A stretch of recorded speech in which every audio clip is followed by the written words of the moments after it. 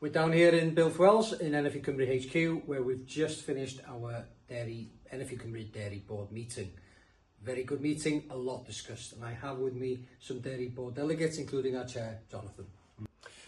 Thank you, Paul. As always, a really good discussion. We've got a very committed dairy board. Sometimes those who can't attend, and today was the case, people busy at home, will find a couple of hours to engage. We talked about a wide range of things, including dairy contracts, the changing political scene in Wales, and how that's going to impact on dairy.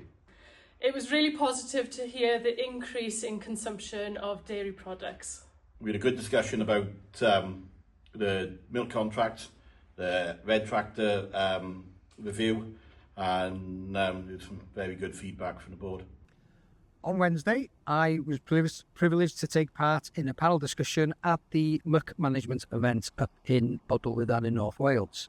It was a good event. It was a new event. It was all about managing nutrients, slurry and muck, and there was a lot to see there. A lot of discussion we had from very eminent people, and it just goes to show that as an industry, we are ready and happy to try and deal with any solutions that are there to be dealt with, and we can do that with technology and a lot of kit that is available now. So it was a very good event all in all.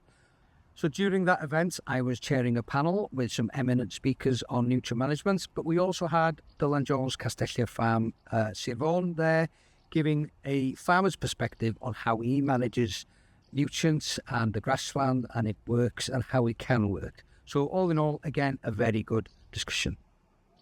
This week, we also heard some very good news on the Food Standard Agency's proposals of the new charging regime they were going to roll out on our abattoirs. This was a very hard-fought battle.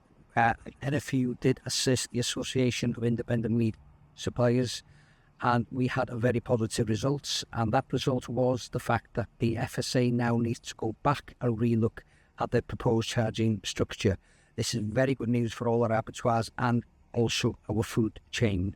So that's it this week from me. Abby is on her way home from America, and no doubt you will hear more from her on that next week.